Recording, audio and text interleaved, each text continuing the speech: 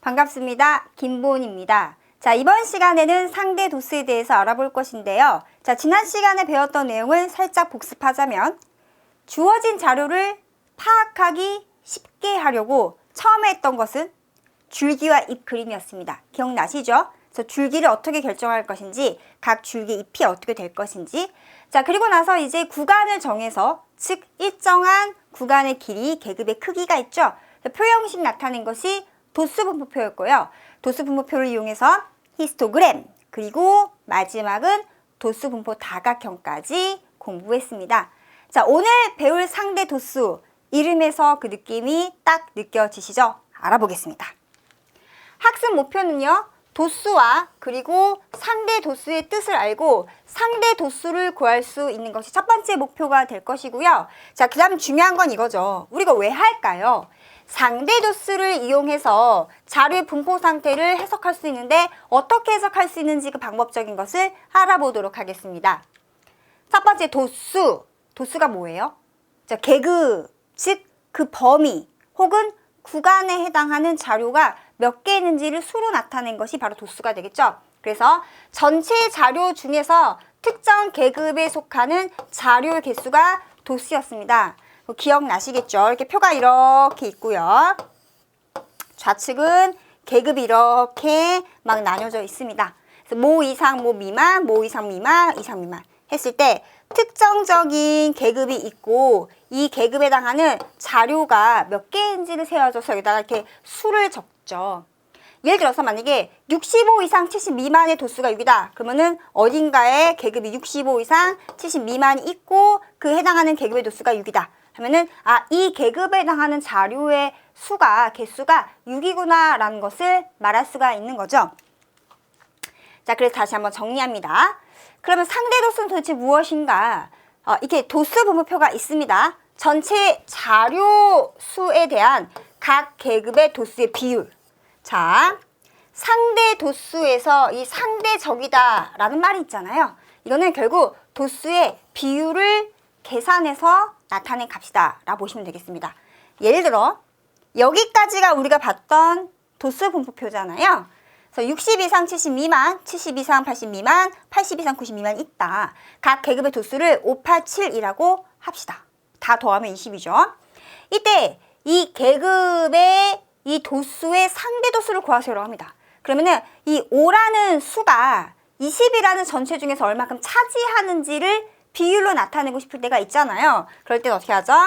20분의 5가 될 것이고요. 자, 그런 다음에 소수로 표현하는 경우도 있을 수 있잖아요. 이때는 분모가 10, 100, 1000, 10의 거듭제곱일 때 소수 표현이 좀 편하잖아요. 그래서 20입니다. 여기다 얼마 곱하면 돼요? 5를 곱하면 분모가 얼마가 돼요? 100이고요. 분자는 25가 되겠습니다. 이게 얼마가 되죠? 공이 두 개가 딱 이렇게 있고 점 찍어지면서 0.25가 되는 거죠. 본 적 있으실 거예요. 자, 20이라는 수를 소인수 분해하면은 2가 두 번에 5가 한 번인 거죠. 4, 5, 20으로. 그래서 여기 지수가 똑같으면 돼요. 그러니까 분모 분자에다가 5를 한 개씩 더 곱해준 거죠. 그러면은 얘가 어떻게 됩니까?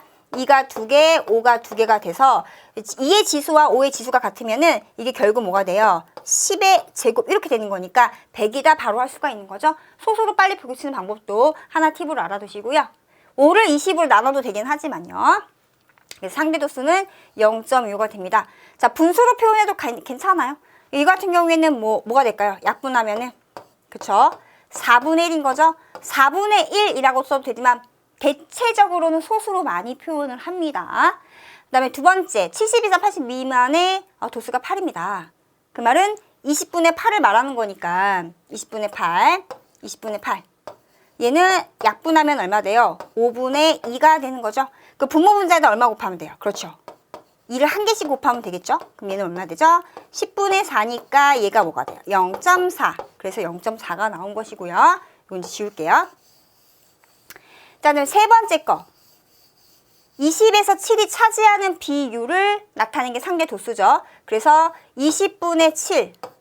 더 이상 약분 안 되죠? 자, 20은 아까 살펴본 것처럼 4, 5, 20, 2가 두 개에 5가 하나가 되니까 분모 분자에다가 그쵸, 5를 한 개씩 더 곱해주면 되겠죠. 그러면은 분모는 100이고 분자는 35가 되는 거니까 바로 얘가 0.35가 돼서 그 계급의 상대도수를 구했습니다. 그러면 상대도수의 총합은 항상 1일 수밖에 없죠. 왜 그럴까요? 가만히 잘 살펴보시면 이런 이야기죠. 각 계급의 도수를 파악하고 있고 상대 도수를 구할 때 전체 도수분의 그 계급의 도수 더하기, 얘는요 전체 도수분의 그 계급의 도수, 이거의 상대 도수는 20분의 7이 되잖아요. 근데 이걸 다 더한다의 의미는 분모는 20이고요. 분자가 5 더하기 8 더하기 7 돼서 결국 20이 되죠. 분자의 도수의 총합이 바로 뭐예요? 도수의 총합이 20이 되는 거잖아요. 맞죠? 그러니까 항상 분모 분자 같아서 1일 수밖에 없죠. 그래서 상대 도수의 총합은 상대 도수의 총합은 항상 얼마일 수밖에 없다? 1일 수밖에 없다라는 당연한 사실이 나오는 겁니다. 암기할 필요가 전혀 없죠. 자, 그러면은 두 번째 문장 읽어볼게요. 도수를 전체 수로 나누어 소수 또는 백분율로 나타낸다. 자, 백분율이라는 게 퍼센티지 말하는 거잖아요. 이 몇 퍼센트예요? 25%. 얘는 40%. 얘는 35%. 다 더하면은 100%가 될 수밖에 없겠죠. 이런 이야기를 하는 겁니다. 보통은 소수로 많이 표현을 해요. 그럼 상대 도수를 정의합니다. 어떻게 정의하면 돼요? 분차, 즉 나누어지는 수는 그 계급의 도수고요. 나누는 수가 전체 도수다라고 얘기하면 되겠죠. 전혀 암기할 필요가 없고 이해를 통해서 얻는 겁니다. 그럼 질문 하나 할게요. 상대 도수를 왜 구할까요? 비율만 가지고 말할 수 있는 게 있나요? 네, 그건 좀 아닌 것 같죠? 그러니까 이거는 결과적으로 뭐 국어 점수랑 수학 점수를 비교를 한다거나 반 전체의 학생 수가 달라요. 이쪽 반은 반이 좀 드라마틱하게 이거 좀 100명 없죠. 그냥 100명 할게요. 100명이 반이 있고 10명이 반이 있습니다. 그 100명인 반 학생의 어떤 뭐 점수 파악과 10명인 학생의 어떤 점수 파악하는 게 그렇지 않겠습니까? 그런데 비율로 나타내면은 이 반에서 전체적으로 이 뭐 점수를 수학 과목의 점수를 비율로 따졌더니 요 정도 퍼센티지고 요 퍼센티지다. 100분율로 따지게 되면은 기준이 같으니까 비율로 말하면은 공평하게 비교할 수 있는 상황이 있잖아요. 그럴 때 쓰이겠죠. 또 자세한 얘기 좀 이따 표 보면서 얘기 한번 해볼게요.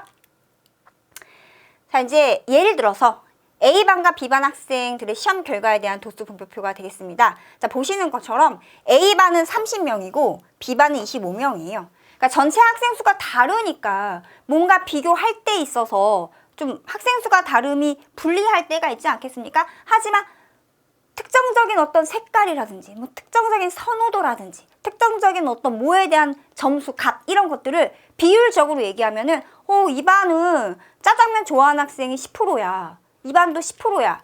그럼 비율적으로 10% 같구나. 하지만 실제로 짜장면 좋아하는 학생 수는 달랐을 수 있겠죠. 하지만 그 반에서 차지하는 비율만큼은 비교해서 말하기가 괜찮잖아요. 이런 식으로 쓸 때 쓰인다라는 거 사실이죠. 자, 그래서 지금은 어떤 과목에 대한 점수인지는 잘 모르겠으나 도수 분포표로 0점 이상 20점 미만, 그래서 계급의 크기가 얼마예요? 계급의 크기 20점이죠. 계급의 크기를 20점으로 해서 계급은 총 몇 개예요? 계급의 개수는 5개입니다. 첫 번째 계급의 A반의 도수, B반의 도수, 두 번째 계급의 A반, B반의 도수를 각각 이렇게 적어놨습니다. 그러면 시험 점수가 60점 이상 80점 미만인 학생의 수와 상대 도수를 각각 구하시오라고 했습니다. 그러니까 각 반에 대해서 말하는 거죠. 한번 볼게요. 그러면 이 계급을 찾아야겠죠. 여기 있네요. 그러면은 A반의 이 계급의 상대 도수는 30분의 10이죠. 그게 얼마예요? 3분의 1이죠. 자, 적어볼게요. 얘는 3분의 1. 얘는요, 25분의 5. 얼마죠? 5분의 1입니다. 그럼 3분의 1이 더 커요? 5분의 1이 더 커요? 3분의 1이 크죠. 0.3333. 얘는 0.2잖아요. 그러면, 이렇게 하면은, 60점 이상 80점 미만의 계급이 B반에 비해서 A반이 더 많은 비중을 차지하네요 라고 말할 수 있잖아요. 그러니까 이렇게 뭔가 두 개의 자료를 비교해서 좀 공평하게 말을 할 때는 상대 도수가 가장 적합하겠죠. 이럴 때 쓰인다는 사실. 자, 그리고 이거는 소수로 안 나타내냐? 나타내도 되는데 0.3333 이렇게 되는 거니까 이럴 때 이제 분수로 표현해도 상관이 없다라는 이야기입니다. 두 반 중 평균 점수가 더 높은 쪽은 어느 반인지라고 했습니다. 그 평균 점수는 실제 평균 값을 구해줘야겠죠. 그래서 평균 값을 구할 때는 요 계급의 중간값 있잖아요. 그래서 0하고 20의 중간 10, 그 다음에 여기는 30. 왜냐면은 이 두 명이 각각 몇 점인지 우리가 파악할 수 없으니까 이 계급을 대표하는 값, 이거 방법만 좀 알려드릴게요. 이 계급을 대표하는 값, 40과 60의 중간인 50, 여기는 60과 80의 중간인 70. 그 양 끝값을 더해서 2로 나누시면 돼요. 마찬가지로 여기는 90이 되겠습니다. 그래서 A반 같은 경우에는 대체적으로 이 두 명의 평균 점수가 10이라고 생각을 하고 얘를 곱하는 거예요. 그럼 20이 되겠죠. 그래서 A반 먼저 가볼게요. 그럼 10 곱하기 2 더하기 그 다음에 30 곱하기 5 더하기 그 다음에 여기는 50 곱하기 7 더하기 그 다음에 여기는 70 곱하기 10 마지막 90 곱하기 6 이렇게 합니다. 그래서 하나, 둘, 셋, 넷, 다섯, 계급 5개 맞죠? 그리고 다시 한번 강조 드립니다. 도수 분포표만을 가지고 이 해당하는 자료의 실제 개별적인 값은 알 수가 없어요. 원래 평균은 어떻게 구했었죠? 우리가 지난 시간에? 앞 시간이겠죠. 모든 자료를 다 더해서 전체 자료의 개수로 나눈 것이 바로 평균값이었잖아요. 그런데 도수 분포표를 가지고 평균값을 말할 때는 계급의 정중앙에 있는 값을 이 자료 각각에 대해서 평균적인 값이다 생각하고 평균값을 내는 겁니다. 이거 방법적인 거예요. 그래서 양 끝값을 더해서 2로 나누면 중간에 있는 값이 나온다. 또 참고로 알아두시고요. 그래서 10 얘가 2개, 30이 5개, 5명, 그 다음에 50이 7명, 그 다음에 70점이 10명, 90점이 6명이 되는 겁니다. 이렇게 하고 나서 그리고 중요한 건 뭐냐면 그쵸, 전체 도수의 총합 얘로 나누는 것은 바뀌지 않아요. 그래서 30으로 나누면 되겠습니다. 그러면 여기다가 값이 나오겠죠. 방법만 기억하시면 돼요. 그럼 얘가 몇 점 이렇게 나오겠죠. 단위는 항상 붙여줘야 되고요. 자, B도 마찬가지가 되겠습니다. B도 10 곱하기 얼마죠? 3 더하기. 그 다음에 여기는 30 곱하기 6 더하기. 그 다음에 50 곱하기 10. 그리고 70 곱하기 5. 그 다음에 90 곱하기 1. 이것을 어떻게 하면 돼요? 도수의 총합인 25로 이렇게 나눠주시면 돼요. 그럼 얘도 얼마 이렇게 나오겠죠? 그럼 점수를 점자 이렇게 붙이면 되겠습니다. 마찬가지로 이 계급에 대한 도수가 다른 것 뿐이지 B반도 동일한 계급을 쓰는 거니까 10, 30, 50, 그 다음에 70, 90하고 그 각각에 대한 자료의 수를 곱해서 다 더한 값을 총 도수 나눠주게 되면은 B반의 평균적인 점수를 말할 수가 있는 겁니다. 도수 분포표를 이용한 평균 점수 값이라 하면 돼요. 구해서 비교하면 되겠죠. 그럼 평균적으로 어떤 반이 평균 점수가 좀 높네요, 낮네요 이렇게 말할 수가 있는 겁니다. 근데 지금 우리가 상대 도수 하는 거니까 이건 알려드린 거고요. 자, 그러면 보겠습니다. 상대 도수를 이용해서 우리가 할 수 있는 작업을 알아볼 것인데요. 이렇게 표가 있으면 A반과 B반의 각각 상대 도수를 구한 다음에 그리고 이야기하면 됩니다. 자, 지금 같은 경우에는 아까처럼 이게 이거 한번 해볼게요. 60점 이상 80 미만 했을 때 30분의 10이어서 3분의 1이지만 이게 0.333 원래 끝까지 갑니다. 실제로 다 더하면 더 해볼까요? 0.33에다 1초는 0.5.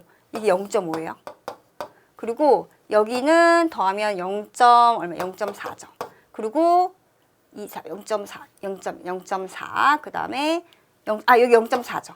그리고 0.2 더하면 0.8, 0.2니까 1 나왔잖아요. 어떻게 그랬나요? 그러니까 이거는 이제 적당히 소수점 아래를 반올림해가지고 어느 한쪽에 딱 떨어지지 않는 값들이 있을 거예요. 그래서 그거를 좀 이렇게 조정해서 나온 값인 겁니다. 그래서 가끔 이런 거를 이제 질문하는 경우가 있어서 말씀드린 거고요.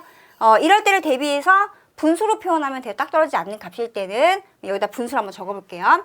30분의 2잖아요. 그러니까 15분의 1. 약분 안 하고 한번 적어보겠습니다. 여기는 30분의 2. 여기는요. 30분의 5. 그 다음에 여기는 30분의 7. 그 다음에 여기는 30분의 10. 여기는 30분의 6. 자, 그래서 분수로 약분하게 되면 여기는 15분의 1. 여기는 6분의 1. 여기는 약분 안 되고 그대로 30분의 7이네요. 자, 설명드리기 위한 작전입니다. 여기는 3분의 1, 여기는 5분의 1. 딱 떨어지는 값이 이거 한 개밖에 없네요. 나머지 값들은 딱 떨어지는 값이 아니라 점 얼마 막 이렇게 될 거란 말이에요. 그걸 적당히 잘 조정해가지고 합이 1이 되게 만든 겁니다. 이렇게 하는 경우도 있어요. 실제로는 실생활에서 벌어진 일인 거죠. 마찬가지입니다. 25분의 3, 여기도 25분의 3, 여기는 25분의 6, 그리고 25분의 10, 그리고 25분의 5, 그리고 여기는 25분의 1이고요. 이거 다 더하면 1 되겠죠. 실제로 교과서에 나오는 문제들은 소수 표현이 딱 떨어지게 하거나 아니면은 그냥 분수를 표현해서 값을 계산하는 형태로 문제가 나오기는 해요. 그래서 요거는 설명하기 위한 작전이다 보시면 되고요. 그래서 이렇게 되었습니다. 그러면은 여기 있는 이 상대 도수의 값을 가지고 특정적인 계급에 대해서 두 자료, 두 발을 비교하는 문제가 나올 때가 있거든요. 자, 1번만 보실게요. 시험 점수가 60점 이상 그리고 80점 미만인 학생 수와 상대 도수를 각각 구하시오라고 했습니다. 지금 바로 구한 거죠.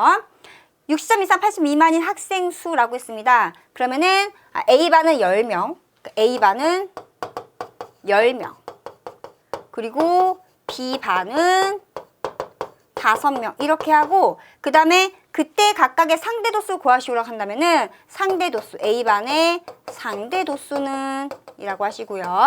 이는 어떻게 하면 돼요? 바로 3분의 1. 그런데 3분의 1이 0.33333 되기 때문에 0.33 정도 두 자리까지 나타내기로 약속을 했다 친다면 문제에서 그렇게 주긴 합니다. 지금은 저는 그냥 분수를 표현할게요. 자, B반의 상대 도수는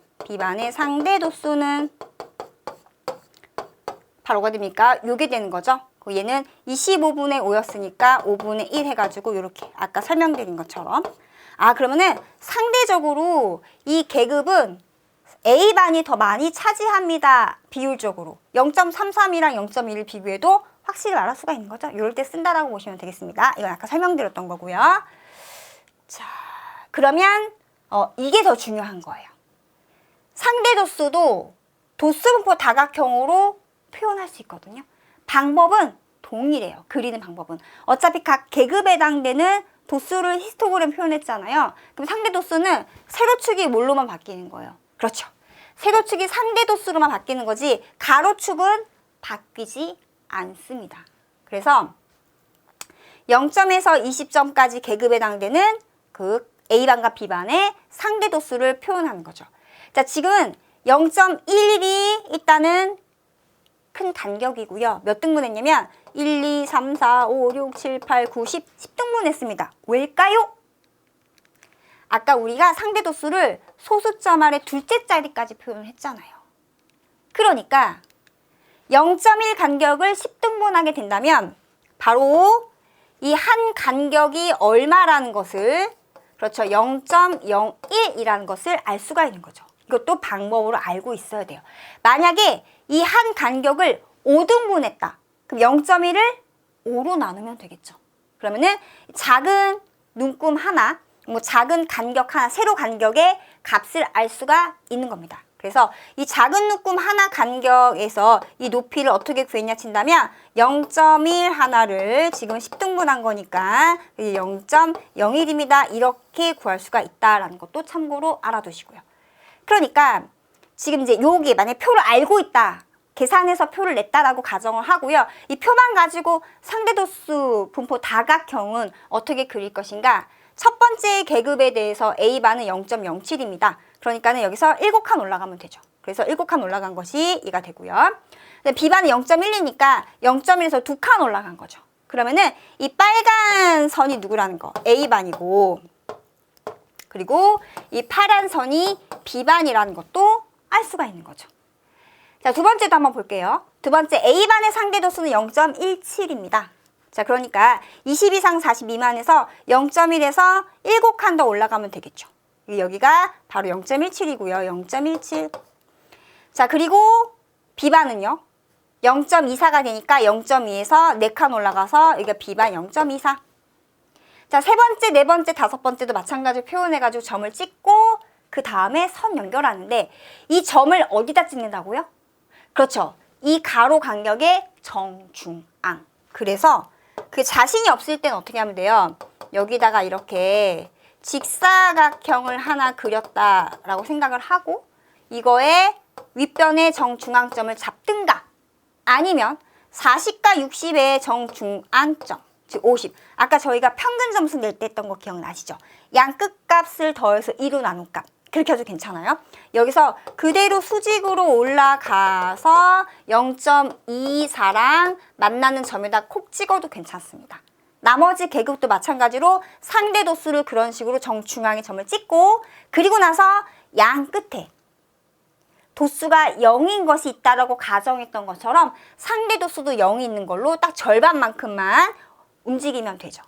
이 가로 간격의 중앙값이 10인 거니까 지금 계급의 크기가 20점이잖아요. 단위로 치면 점수였으니까요. 그 10점만큼 왼쪽 가서 0 찍고 그 다음에 100에서 10점만큼 오른쪽 가서 0 딱 찍고 그런 다음에 이렇게 연결하시면 되겠습니다. 그러니까 지금 얘가 80에서 100 끝났으니까 여기가 100이거든요. 100에서 10점만큼 가는 거 여기를 말하는 거예요. 그래서 100에서 10점만큼 가서 상대 도수가 각각 0이라고 찍고 연결하면 됩니다. 근데 실제로 계급은 존재하는 계급은 양 끝에를 제외하고 하나, 둘, 셋, 넷, 5개라는 것을 잊으면 안 되겠죠. 그거 참고로 알아두시기 바라고요. 자, 그러면 여기서 말할 수 있는 게 되게 많은데요. 일단은 중요한 거 얘기하고 그 다음에 팁으로 하나 더 드리겠습니다. 그래서 빨간 것이 A반의 상대 도수 분포 다각형, 상대 도수 분포 다각형. 그 다음에 요거 파란 것이 B반의 상대 도수 분포 다각형. 이렇게 보시면 돼요. 그러면 A반은요. 60점 이상인 학생의 비율이 B반보다 더 높다라고 할 수 있는데 왜냐면 보세요. 60점을 기준으로 오른쪽으로 더 치우쳐 있는 게 누구예요? A반이죠. 빨간 선. 그러면 60점 이상은 A반의 비율이 더 높구나라고 그래프만 보고도 말할 수 있고요. 표에서도 알 수 있죠. 60 이상인 거니까 60 기준으로 바로 요 이후를 말하잖아요. 그 A반은 2개를 더하면 얼마가 돼요? 0.53이고요. B반은 2개를 더하면 0.24입니다. 계산을 해서도 알 수가 있지만 그래프 상황으로 60점을 기준으로 이상이니까 오른쪽을 봤을 때 더 오른쪽 치우쳐 있는 아이가 비율이 더 높다라고 할 수가 있다는 거죠. 그 반대로요. 이런 경우도 있죠. 자, 40점 미만을 봅시다. 그럼 40이 여기잖아요. 40을 기준 봤을 때 40 기준 왼쪽은요. 파란 선이 더 왼쪽으로 치우쳐 있죠. 그 말은 B반이 40점 미만인 학생이 비율이 더 높다라고 할 수 있는 겁니다. 그래서 B반은 40 미만인 학생의 비율이 더 높은 편이다라고 할 수가 있다라는 거죠. 그러면은 점수가 높은 쪽에 A반이 더 치중해 있으니까 결론적으로는 A반이 B반보다 점수가 높은 편이로 할 수가 있다는 얘기죠. 그래프를 보고. 그러니까 점수가 높은 쪽으로 누가 치우쳐 있느냐를 확인하면서 우리는 누가 더 높은 쪽에 있다라고 말할 수가 있다라고 볼 수가 있는 겁니다. 그러면 상대 도수 분포의 그래프가 갖는 의미가 무엇인지 알 수가 있겠죠. 여기까지 괜찮으세요? 네, 그러면 이거를 살짝 지우고 자, 중요한 걸 제가 다 설명을 드렸는데 여기서 보너스로 알고 있어야 될 게 뭐냐면 저희가 도수분포 다각형 했을 때 도수분포 다각형과 가로축이 이루는 도형의 넓이가 바로 뭐였어요? 히스토그램에서 직사각형의 넓이의 합이었죠. 기억나시나요? 그러면은 자, 기억 더듬거리면서 도수분포 다각형과 가로축이 이렇게 생긴 이 도형의 넓이는 히스토그램에서 직사각형의 넓이의 합이었습니다. 그 직사각형의 넓이의 합을 제가 원리를 설명드렸죠. 결국 가로의 길이가 같았기 때문에 가로 곱하기 세로 더하기 가로 곱하기 세로를 다 마지막 계산하면은 결국 가로 곱하기 세로 길이 합. 그래서 가로의 길이가 바로 뭐였어요? 계급의 크기였죠. 계급의 크기에다가 결국은 뭐예요? 도수의 총합입니다라고 가르쳐 드렸습니다. 기억나시죠? 얘도 원리는 같아요. 그러니까 여기 지금 실제로 직사각형들이 이렇게 있죠. 이렇게, 이렇게, 이렇게, 이렇게. 빨간 선만 좀 볼게요. 이렇게. 맞나요? 이 5개의 직사각형 넓이의 합을 구하려고 봤더니 웬열? 이런 거죠. 지금 보니까 얘를 잘라가지고 요거를 잘라서 여기 붙이면 되겠어요. 그리고 마찬가지로 얘를 잘라서 그러니까 얘랑 같은 거죠. 다시 할게요. 다시. 자, 이 빨간 선하고 가로축이 이루는 다각형 넓이 합인 거니까 다시 잘 보시면 이게 너무 올라갔네요. 아니라 짜잔 이렇게 할게요. 그렇게 되면은 이 삼각형과 이 삼각형이 합동의 삼각형인 거니까 얘를 잘라서 여기다 채울 수 있죠. 마찬가지로 얘네 두 개가 합동인 거니까 왜냐면은 이 길이의 중앙점이고요. 이 길이랑 이 길이가 같고요. 막꼭지가 같고요. 또 이렇게 지그재그 이각과 이각이 같고요. 이런 식으로 하면 되거든요. 그래서 얘네 두 개가 합동인 거니까 여기 잘라서 여길 잘라서 여기 붙여도 되고 여기 잘라서 붙여도 되는데 지금은 직사각형의 넓이 합과 연결하려고 하는 거니까 이만큼을 잘라서 여기다 이렇게 채우면 되는 거예요. 맞죠? 그러면은 결국 이런 식으로 했을 때 얘네 두 개가 같아요 하니까 얘를 잘라서 채우고 잘라서 채우고 잘라서 채우고 잘라서 채우고 하면은 이 다각형과 가로축이 이루는 부분의 넓이가 결국은 직사각형의 넓이 합과 같다는 것을 빨아 쓰는 거죠. 반대로 이렇게 해도 괜찮죠? 여길 잘라서 여길 채울 거예요. 잘라서 채울 거예요. 잘라서 채울 거예요. 잘라서 채울 거예요. 잘라서 채우고요. 잘라서 채우게 되면은 도수분포 다각형과 그 다음에 가로축이 이루는 넓이는 결국 직사각형의 넓이 합과 같습니다. 이 안쪽은 공통 부분인 거니까요. 그럼 원리는 바뀌지 않거든요. 그러면은 상대 도수 분포 다각형하고 가로축 이루는 넓이도 동일한 원리로 계산이 됩니다. 그래서 이 직사각형의 넓이 합이 되거든요. 그러면은 여기다 상대만 쓸게요. 상대 도수 분포 다각형과 가로축이 이루는 도형의 넓이는 이 히스토그램에서의 직사각형 넓이 합과 같다는 사실은 변함이 없고 그래서 이거 지우고 직사각형 넓이 합이라고 간단하게 설명드릴게요. 하게 되면은 결국 계급의 크기에다가 이 세로 높이의 합이잖아요. 여기서는 도수가 아니라 상대 도수의 총합이 돼버리겠죠. 원리가 그렇죠. 그러면은 계급의 크기는 정해져 있죠, 지금. 계급의 크기에다가 상대 도수의 총합. 다시 한번 적어드릴게요. 상대 도수의 총합을 곱하기 되는 거랑 마찬가지가 되는데 상대 도수의 총합은 항상 얼마죠? 1이잖아요. 그래서 1을 곱하게 되는 거죠. 그러니까 계급의 크기가 결과적으로는 상대 도수 분포 다각형, 상대 도수 분포 다각형과 가로축이 이루는 넓이가 바로 계급의 크기가 되는 겁니다.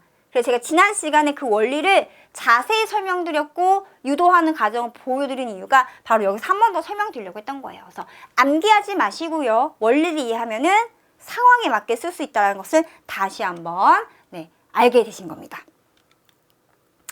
자, 상대도수의 특징을 정리 한번 해보겠습니다. 상대도수의 합은 항상 1일 수밖에 없다라는 거 처음부터 계속 강조드렸고요. 백분율로 얘기하면은 다 더했을 때 100%가 된다라는 사실.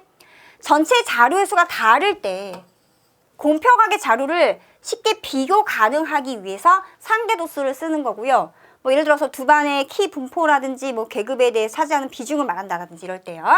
그래서 지금 아까 살펴본 것처럼 각 계급에 대한 점수가 다르고 도수가 다르긴 했지만 비율을 계산해서 이런 식으로 나왔다라고 했을 때는 특정 계급에 대해서 얘가 얘보다 더 많이 차지하는구나. 특정 계급에 대해서 얘보다 얘가 더 많이 차지하는구나. 이렇게 알 수가 있다라는 것입니다.